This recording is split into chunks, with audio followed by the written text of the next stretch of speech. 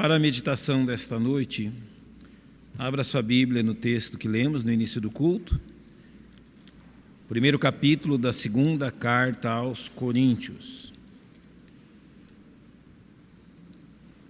Podendo colocar-se em pé, faça isto. Nós vamos reler os versos 3 a 7 e depois, com todos ainda em pé, nós vamos orar. Segunda carta de Paulo aos Coríntios, capítulo 1, versos 3 a 7.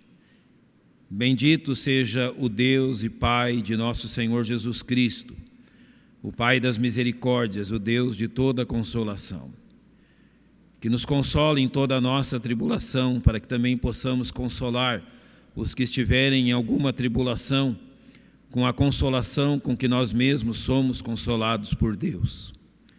Porque como as aflições de Cristo são abundantes em nós, assim também é abundante a nossa consolação por meio de Cristo.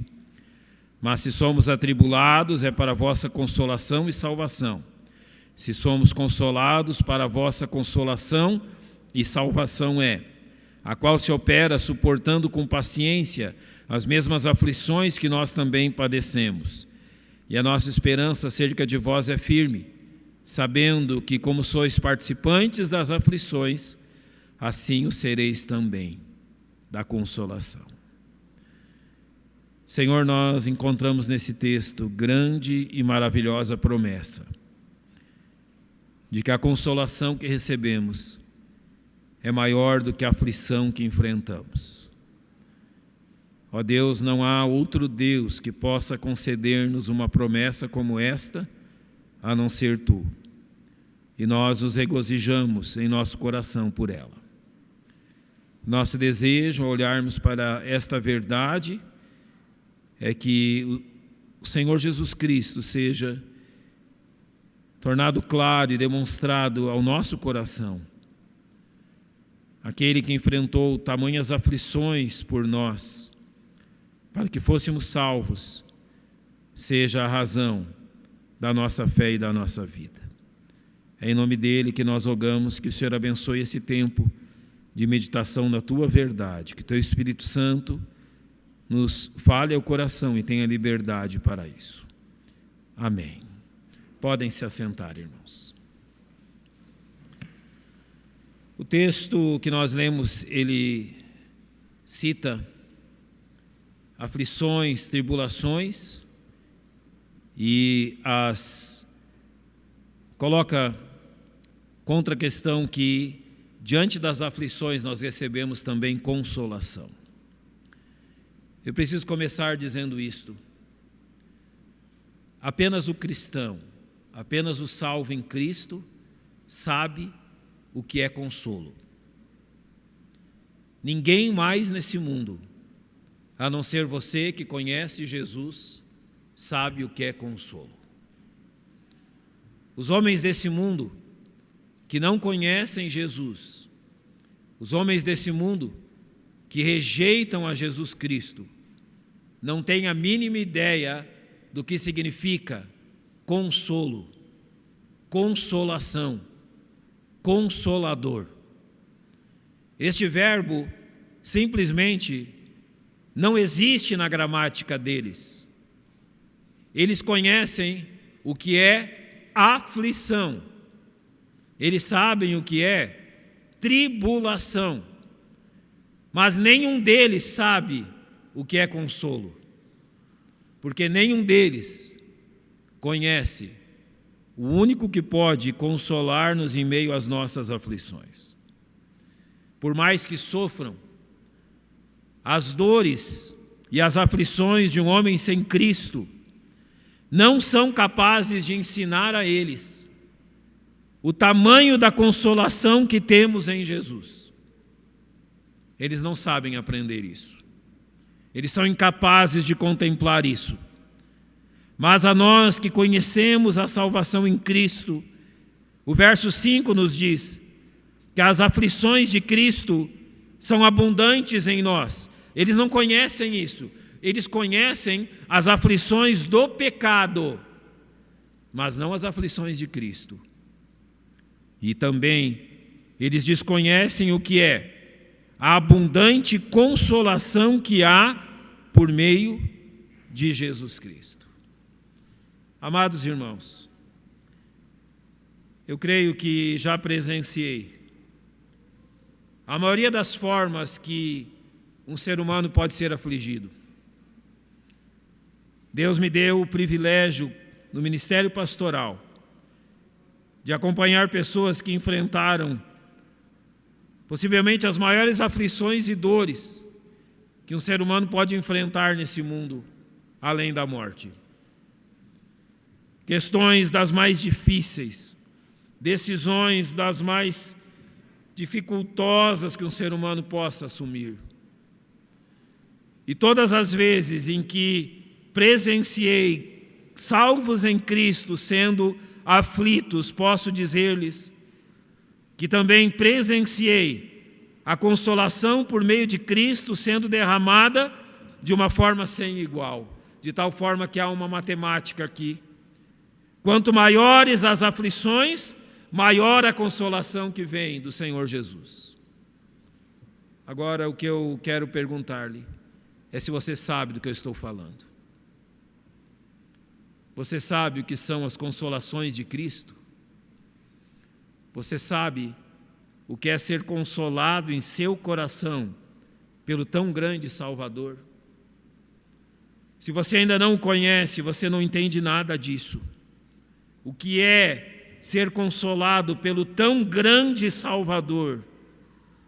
Uma das verdades mais preciosas que um cristão pode provar.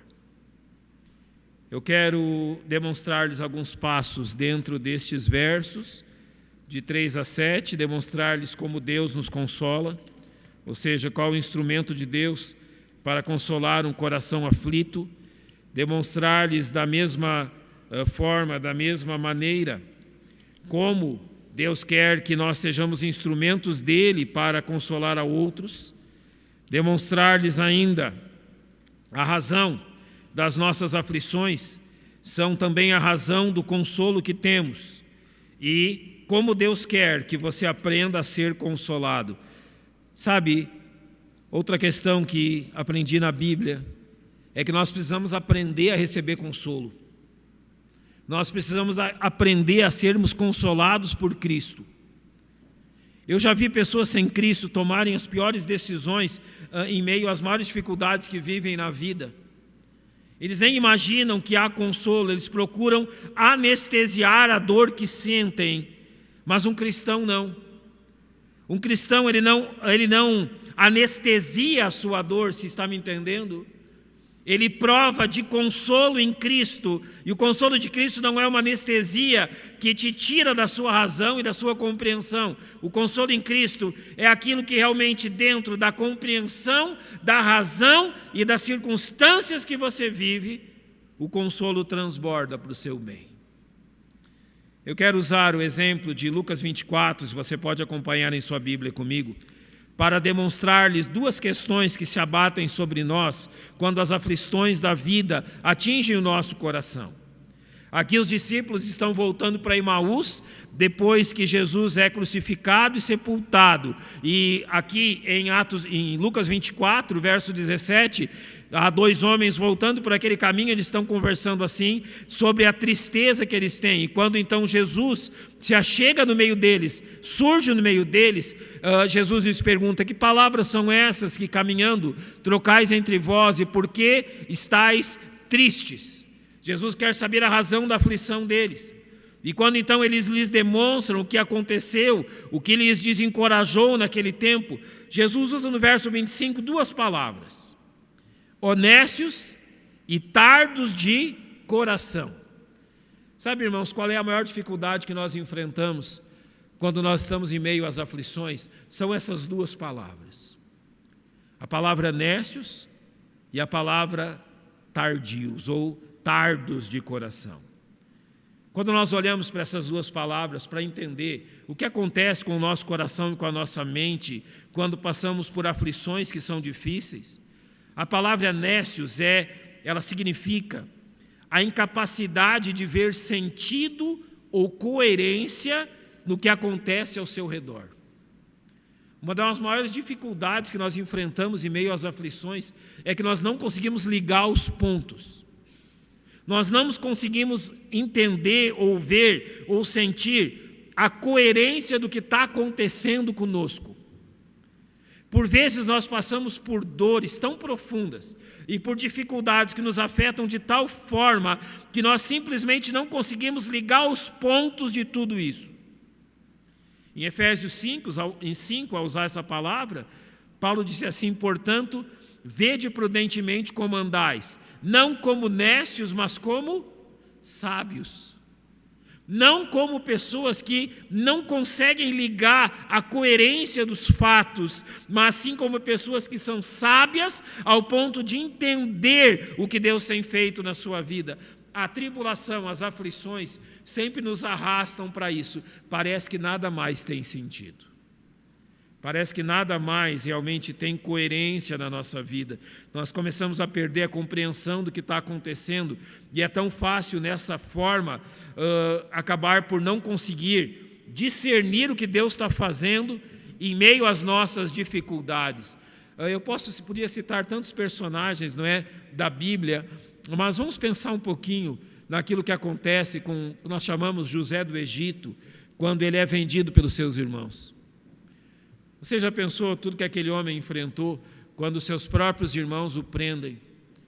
Eles estão decidindo entre matar ele, e o irmão mais velho disse: olha, não vão matar ele, vão fazer alguma outra coisa. Ele queria ganhar tempo, mas quando ele sai e volta, já passou uma caravana de vendedores ali, de mercadores, e os outros irmãos decidiram vender José.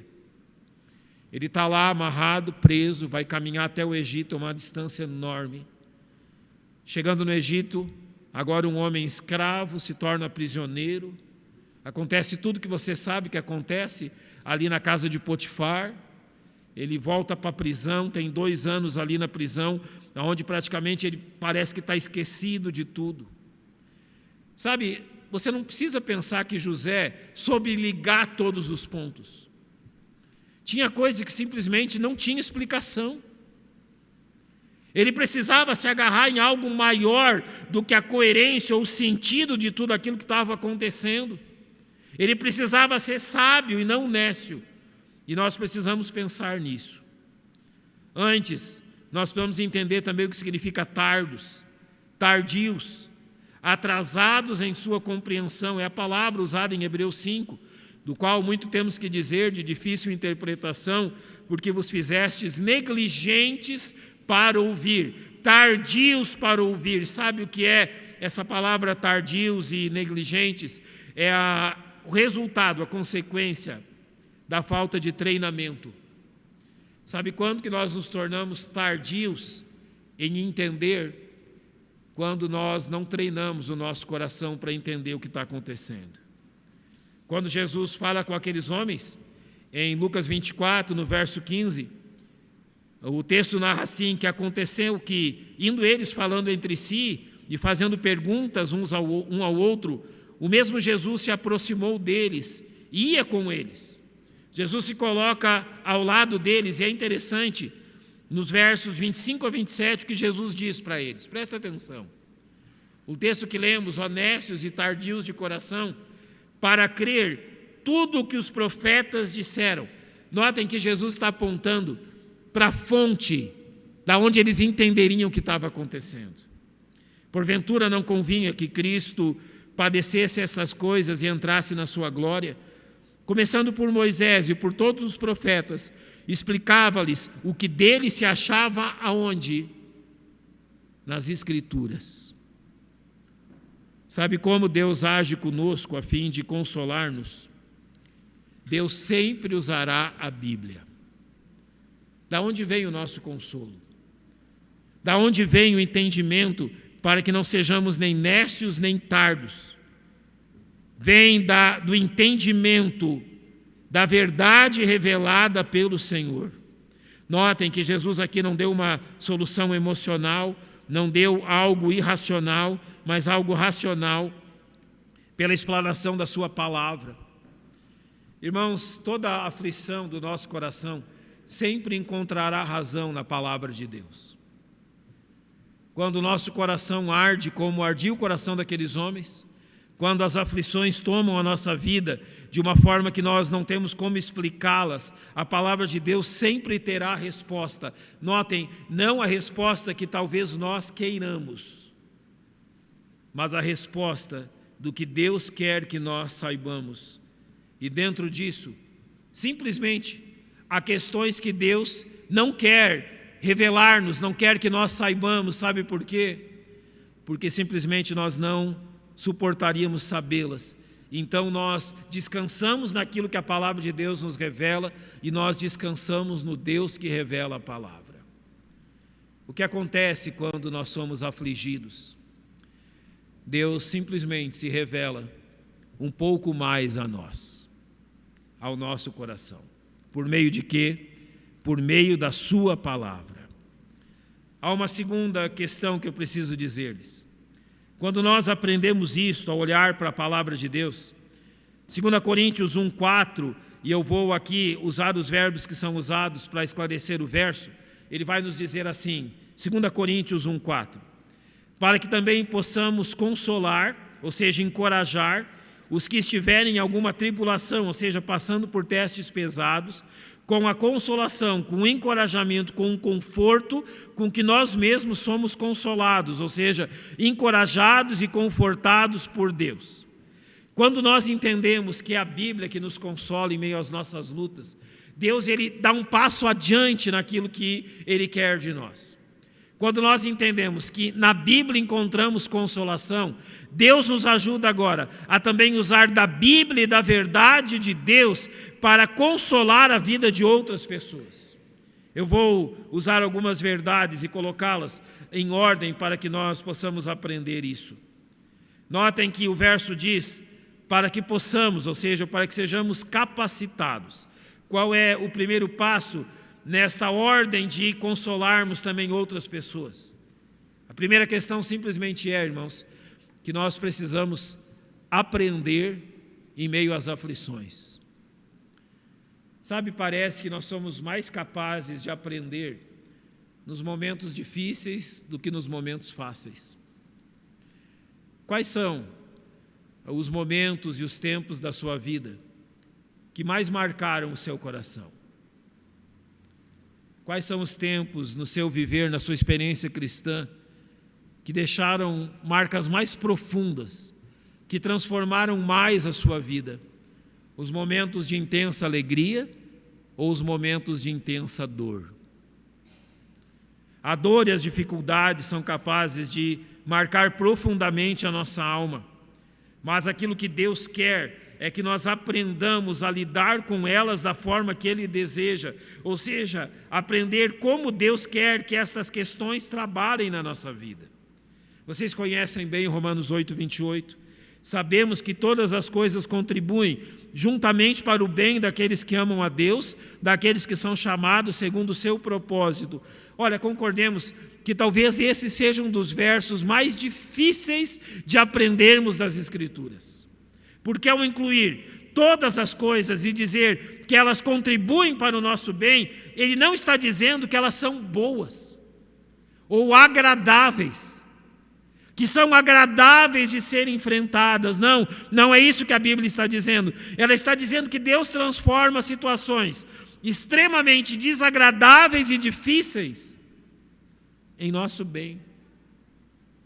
Nota a importância de aprendermos isto. Olha o que o salmista diz no Salmo 119.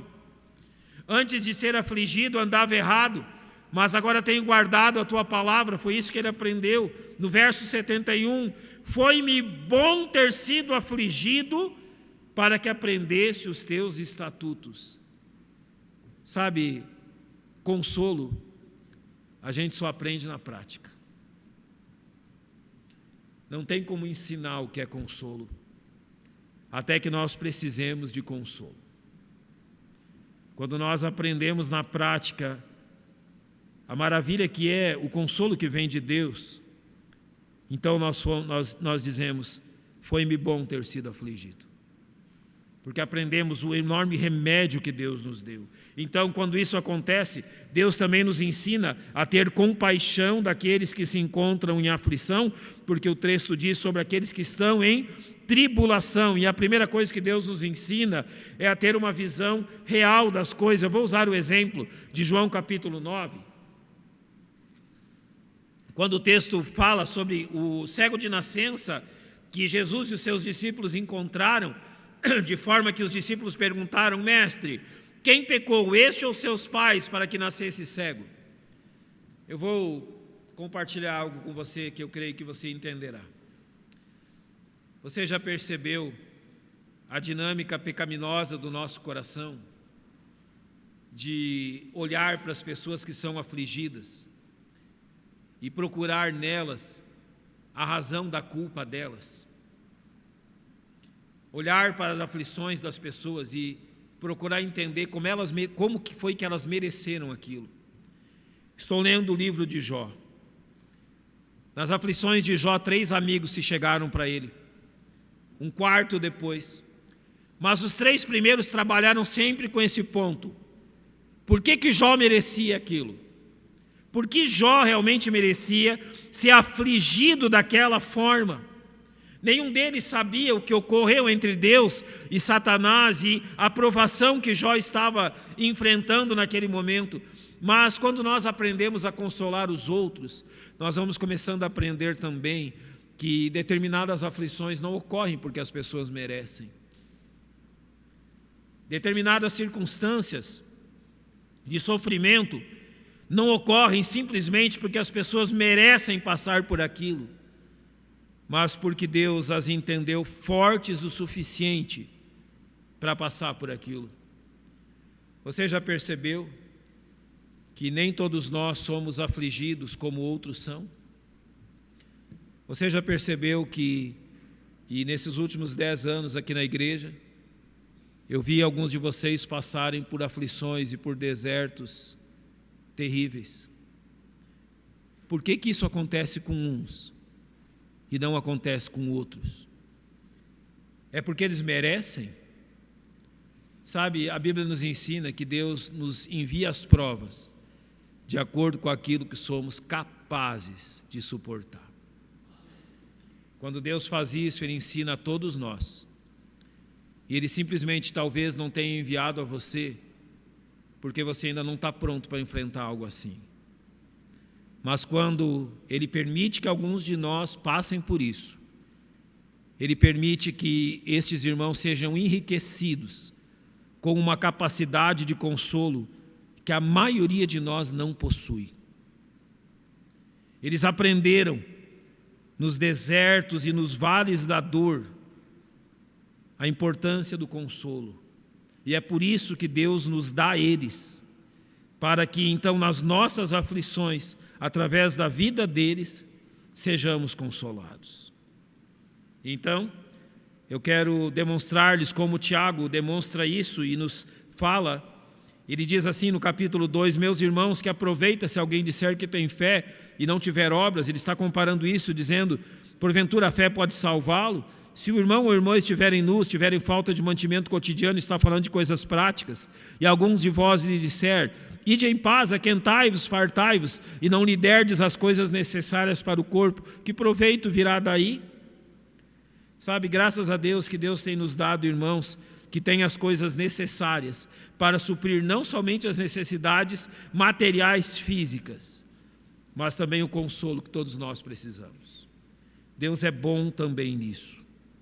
Então, Paulo termina dizendo nesta porção do verso 4, com a consolação, o encorajamento, o conforto, com que nós mesmos somos consolados, encorajados por Deus. Então, Deus usa do poder do testemunho desses irmãos para nos confortar. E aquilo que eles aprenderam, o Salmo 119, verso 92 diz: se a tua lei não fora toda a minha recreação, há muito que pereceria na minha aflição.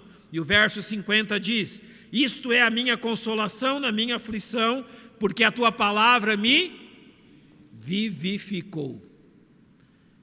Você já provou de receber a porção da palavra certa no momento certo?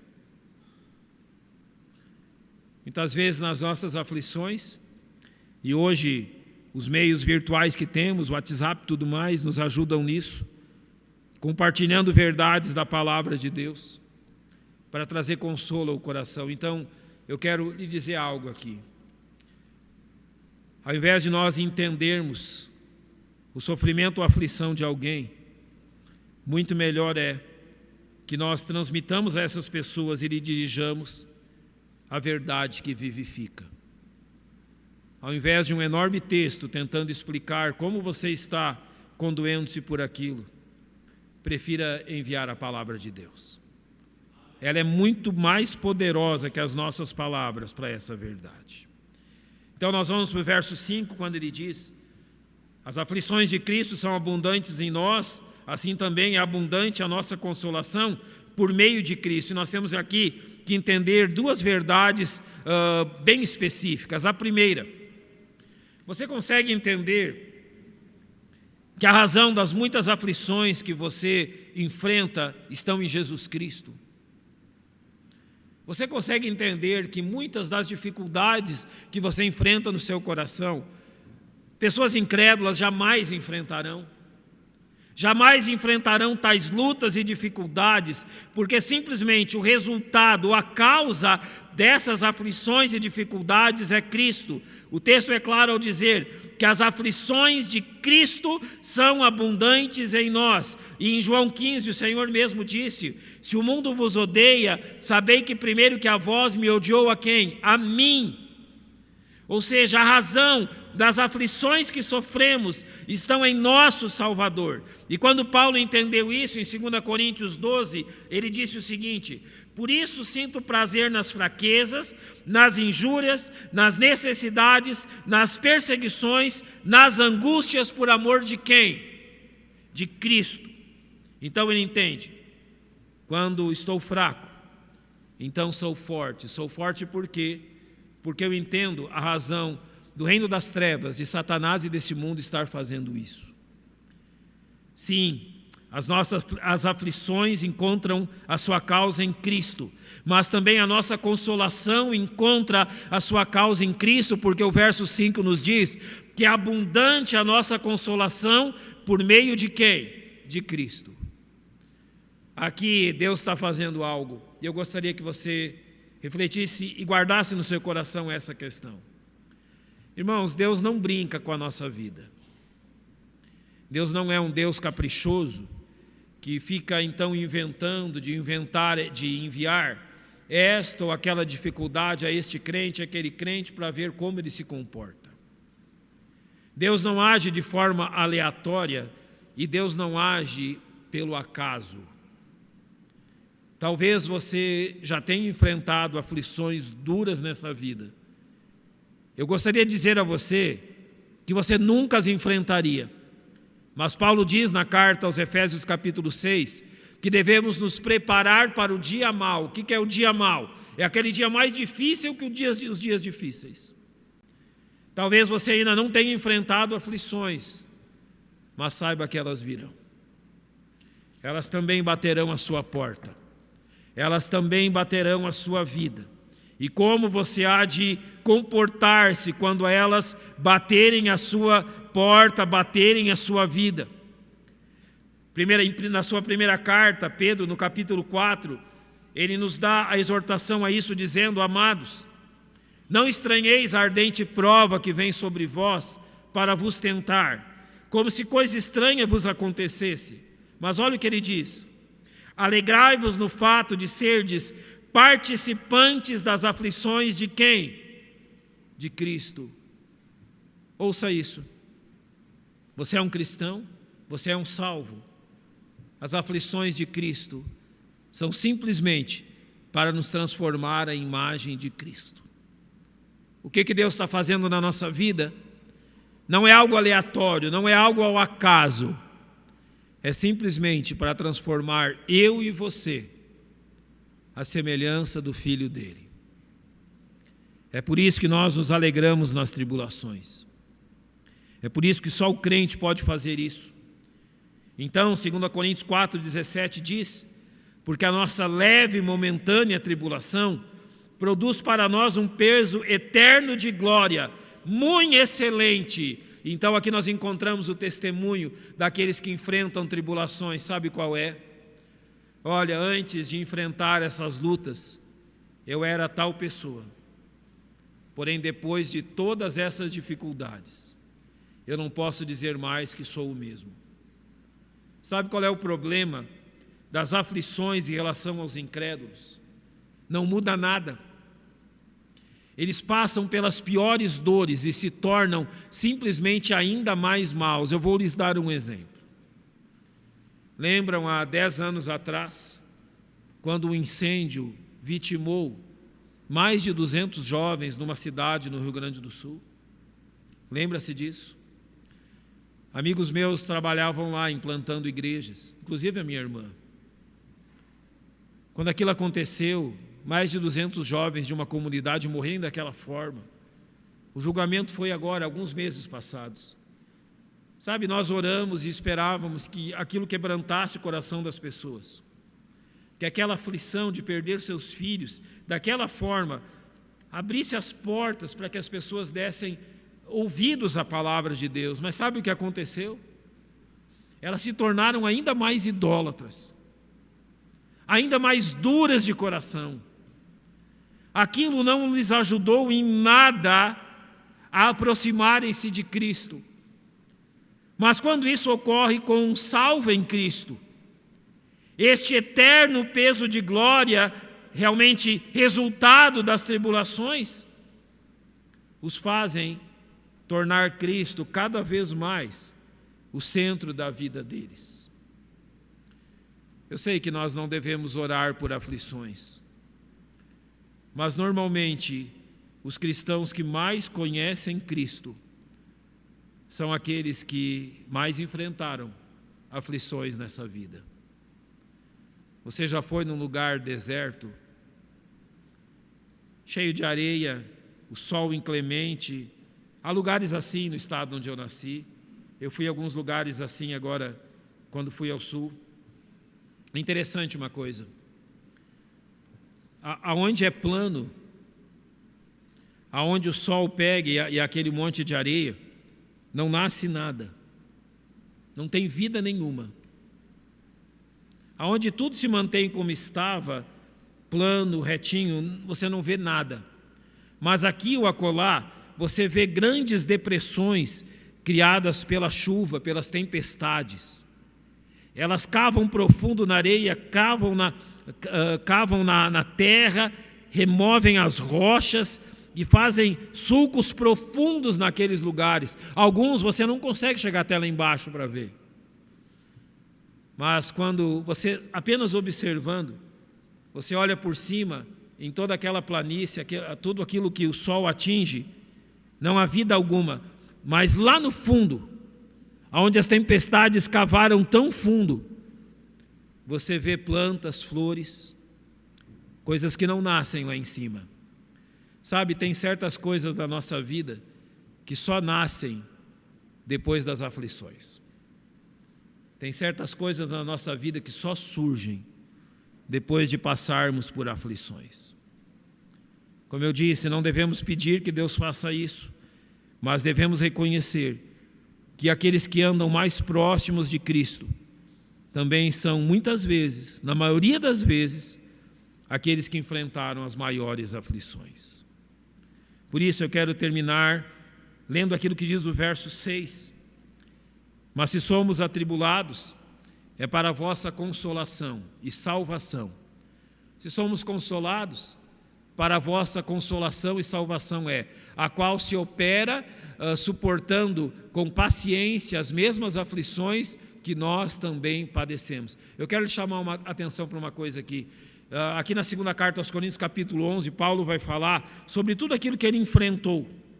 Todas as lutas e dificuldades, da fome ao frio, a experiências de quase morte em navios, em rios, no mar, em desertos, nas mãos de homens maus, tudo aquilo que Paulo viveu neste mundo, e nada disso foi fácil. Mas agora, quando ele olha para isso, para as tribulações, ele diz: mas se somos atribulados, é para a vossa consolação. Se somos consolados, é para a vossa consolação. Sabe o que Paulo nos ensina aqui? Que nós apenas obtemos consolo dado por Cristo quando nós entendemos uma verdade, que é preciso tirar os olhos de nós mesmos. Sabe por que muitos crentes não aprendem o que é ser consolado? Porque eles têm tanta dó de si mesmos, tanta autocomiseração, que eles são incapazes de contemplar que Deus vai colher um bem daquilo.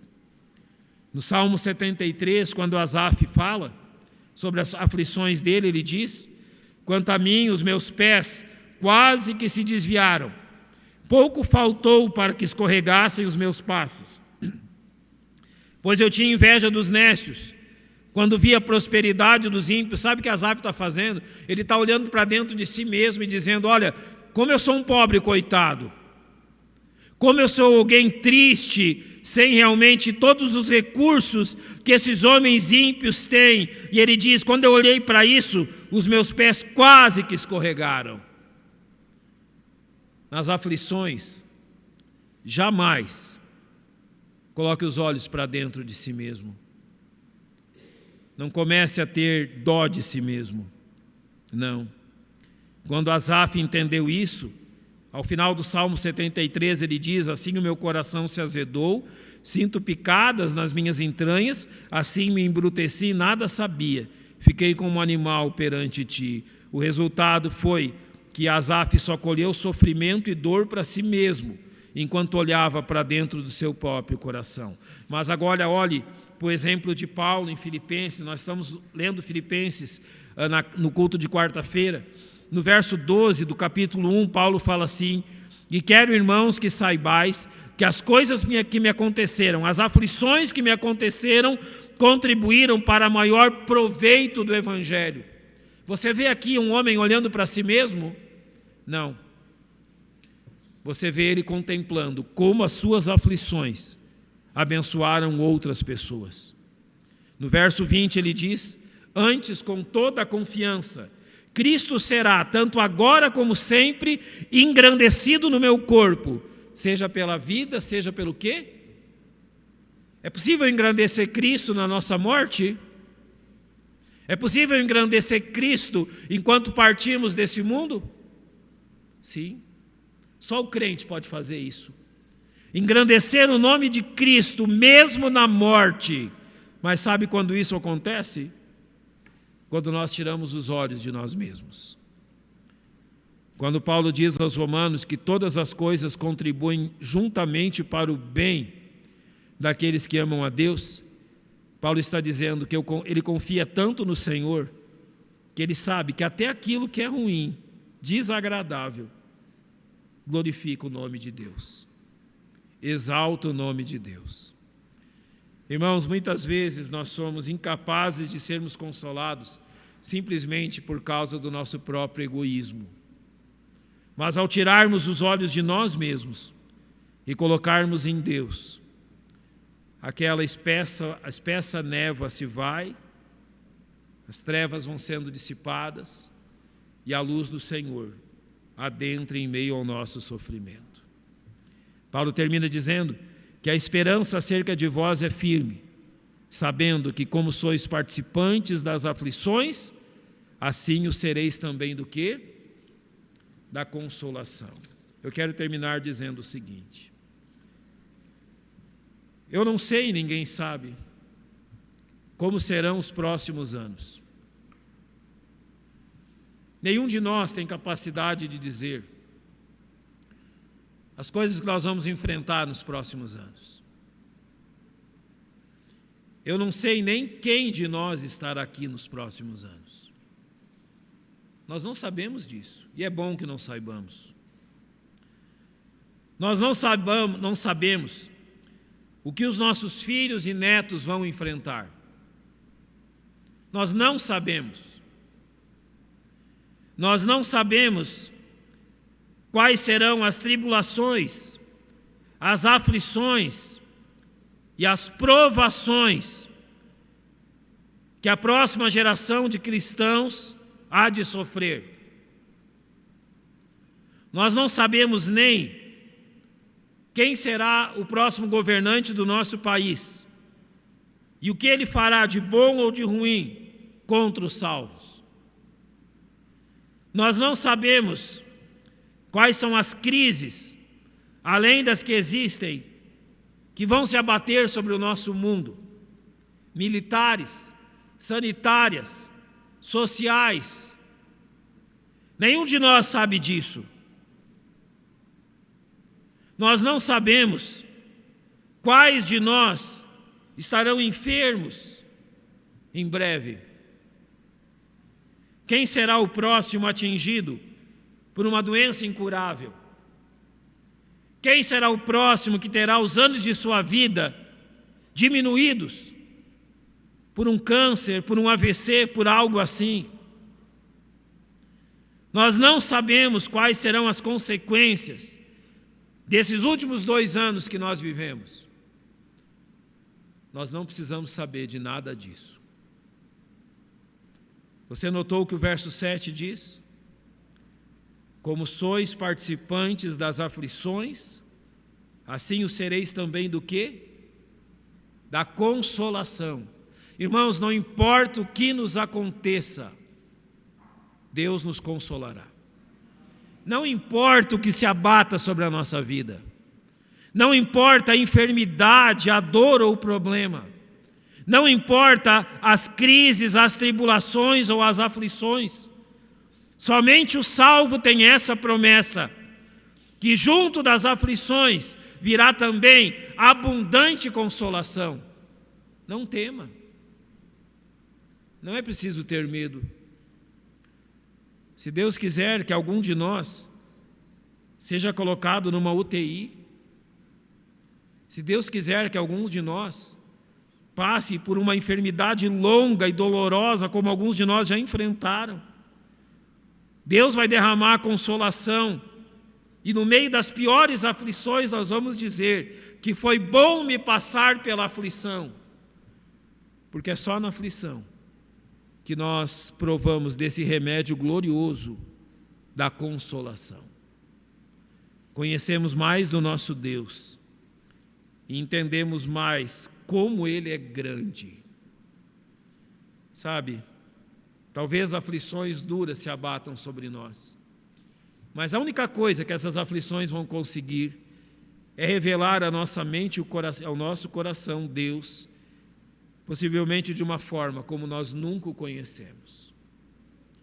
E se essas aflições e tribulações, porventura, decretarem o fim da nossa vida nessa terra, também não há dificuldades nisso, porque nos espera um lar muito, mas muito, mas muito mais glorioso do que aquilo que provamos até hoje. Nada se compara ao céu. Se não formos consolados aqui, seremos consolados lá. Se a consolação não realmente for suficiente para que nós permaneçamos neste mundo, há uma consolação eterna lá no céu. Não tenhamos medo. Nós temos tudo o que precisamos. Temos um Deus que controla todas as circunstâncias e que mesmo que Ele permita as aflições, Ele derrama abundante consolação. Vamos fechar os nossos olhos, vamos orar.